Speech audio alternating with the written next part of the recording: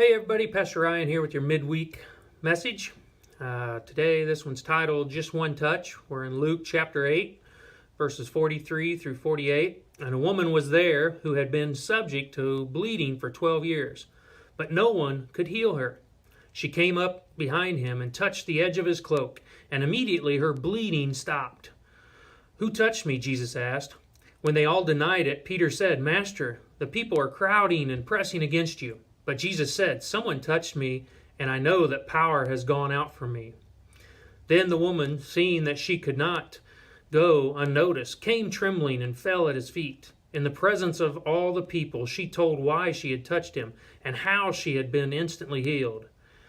Then he said to her, "Daughter, your faith has healed you. Go in peace." It had been pretty busy. Jesus teaching the crowds, going over the lake, calming a storm, casting out demons, the return journey where he was surrounded by the crowd, and then someone touched him. This woman's faith was high. Why was her faith so high? I think she had seen these other women following him, soaking up what he had to say. Luke 8:2 said, "And certain women, Mary Mag, Joanna, Susanna, and others," why did Luke specifically mention the women who followed and served Jesus? I think many of these women were delivered and healed, and I think Luke wanted to make sure we knew that there were women that Jesus were teaching and that was following him. Because in that day, rabbis generally refused to teach the women and almost always gave them kind of an inferior place, but not Jesus. It's interesting that if you think of in the Bible there, you don't really hear of any women being enemies of Jesus. It's interesting that all the enemies of Jesus were men. This woman saw how their lives, these women's lives, had been transformed by him. And as she touched him, she came under the protection of kind of his wings. When she touched his garment, Jesus wasn't made unclean, the woman was made whole. When we come to Jesus with our sin and lay it on him, it doesn't make him a sinner, but it makes us clean.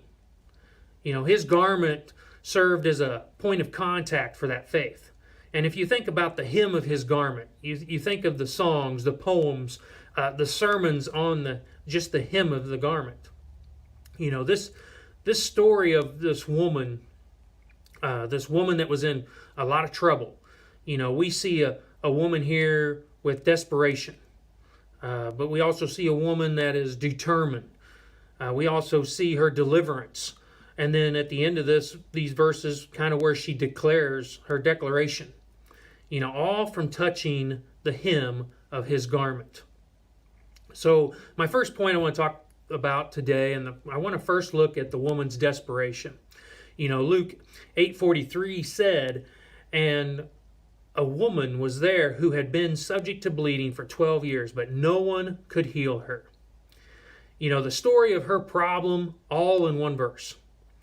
She had an incurable disease or sickness. She had spent everything on the physician. She was considered ceremonially unclean.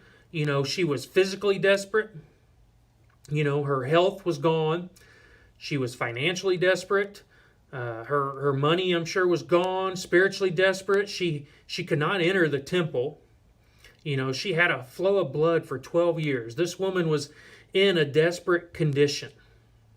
Her bleeding made her ceremonially and socially unclean, a burden for 12 years. Now, according to the Jewish ideas of the time, if this woman touched anyone, she imparted her uncleanliness to them, an uncleanliness that would not allow them to take part in any kind of worship either. So Luke, the physician here, tells us that she had spent all her livelihood on physicians. He knew how Dr. Bills could take all of that you had. I mean, we know that today even. She is a picture of all people, really.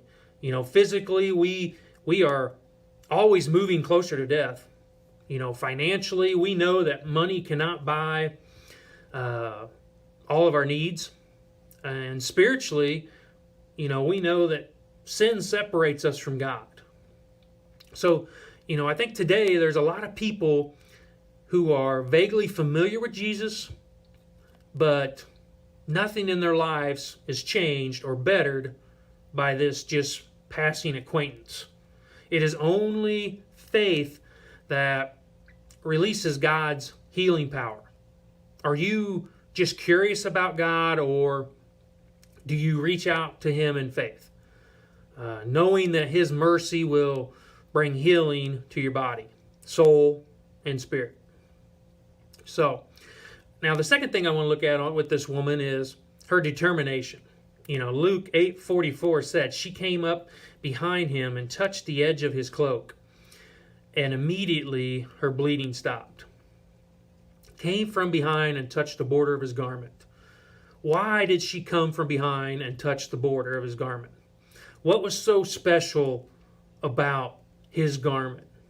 Well, back in that day, kind of the tassels of the garments kind of represented the 600, it had like 613 knots, and it was kind of represented the 10 commandments plus the 603 other Jewish kind of commandments added on there, and they were kind of threaded with blue that were kind of a mark of something royal.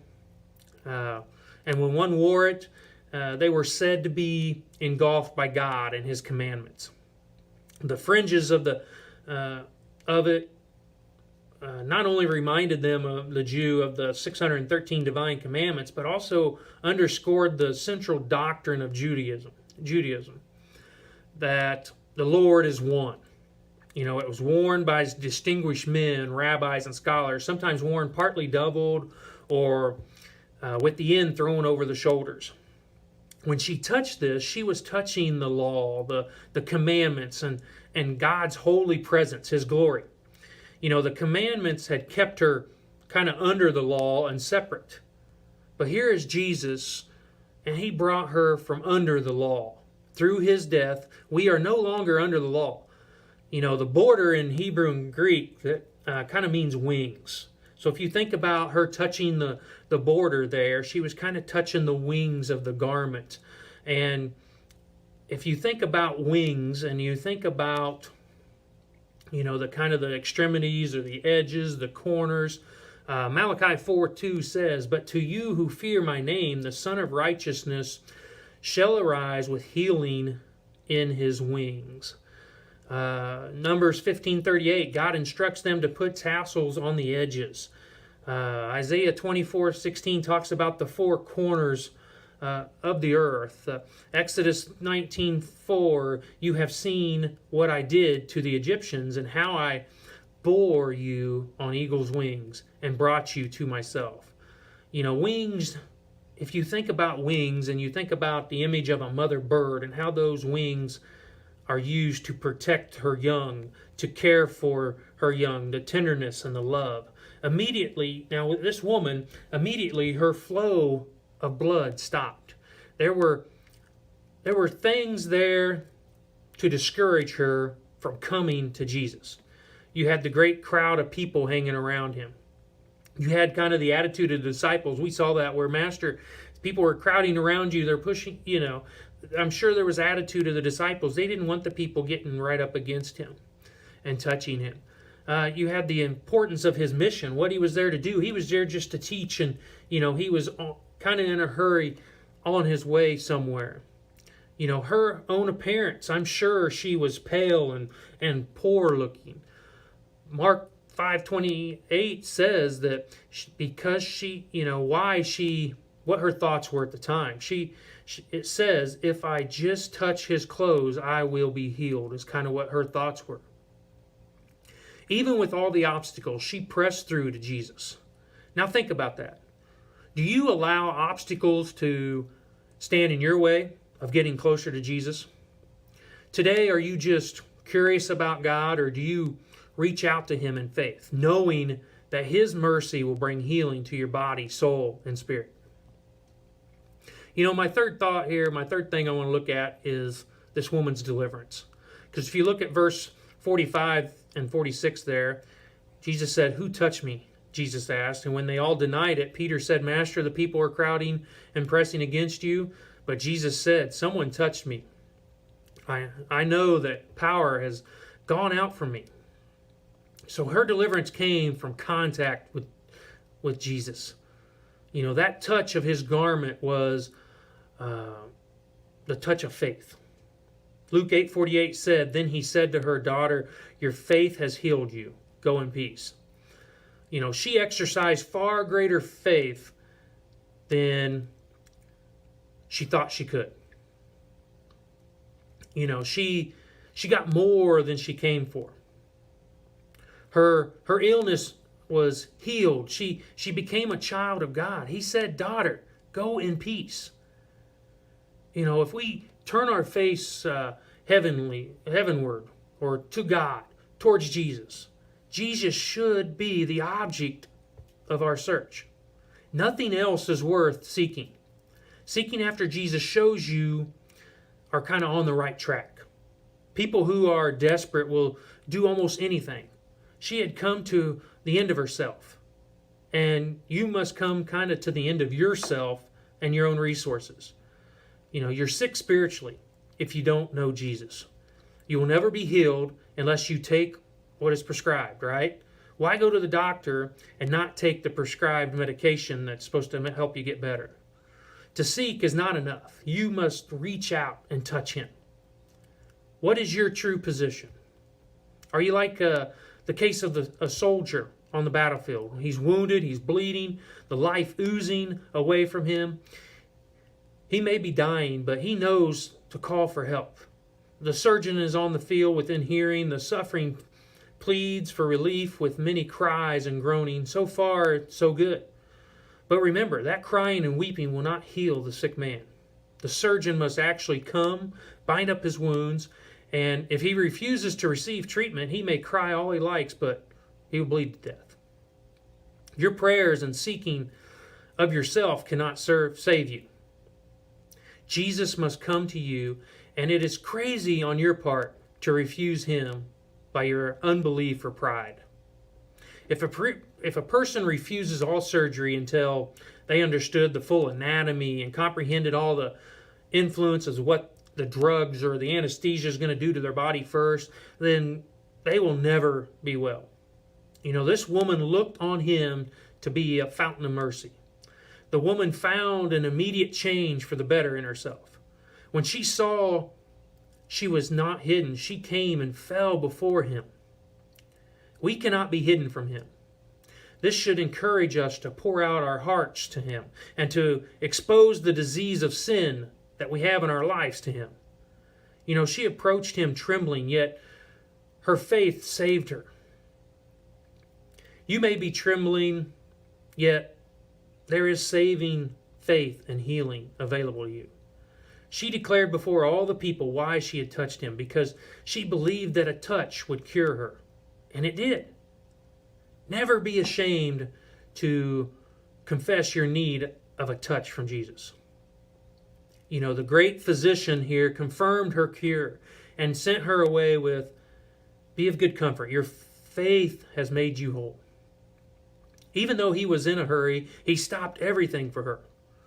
Psalm 91:4 says, "He will cover you with his feathers, and under his wings you will trust. His truth will be your shield and buckler." God not only heals and restores, but causes us to rise on the wings of the eagle. Catch the current. Glide into the flow of the Spirit. Where are you in relation to the message today? Are you pressing through pressing through despite being ashamed and embarrassed? Are you the soldier on the field, wounded, but not taking the surgery or the medication? Reach out and touch him, and the Son of Righteousness will arise with healing in his wings. Now, my last thought here about this story is talking about how the woman's declaration there at the end. Luke 8:47, "Then the woman, seeing that she could not go unnoticed, came trembling and fell at his feet And in the presence of all the people, she told why she had touched him and how she had been instantly healed. Who touched me? Do you think Jesus knew who touched him? I think this woman was embarrassed. She knew the people wouldn't let her touch Jesus, so she kind of tried to do it secretly. But he asked, who touched me? He knew already. Jesus was saying, come out into the open. Come and be part of society again. Come and build relationships that have been kind of forgotten. Come and worship me again. You know, God always brings his work out into the open.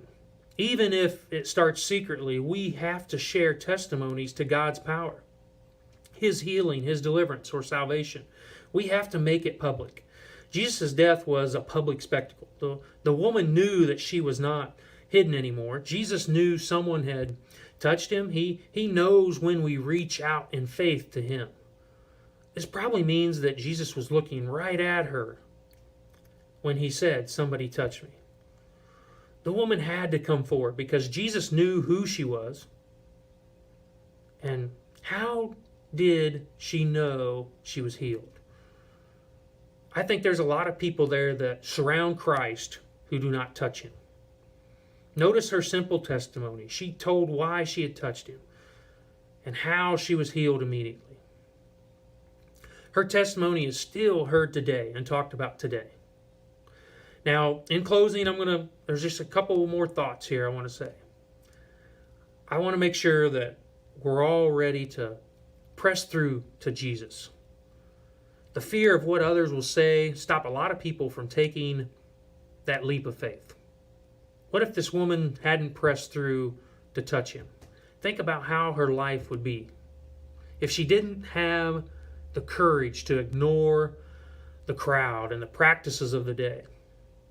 Now, I urge you, come with your needs to Jesus. I promise you, he will not disappoint you at all. I pray for each and every one of you. I hope you are enjoying these messages throughout the week from Pastor Ron and the rest of us. And we look forward to seeing you guys on Sunday morning, whether it's live or online. And I pray that you guys are having a great week. Bye-bye.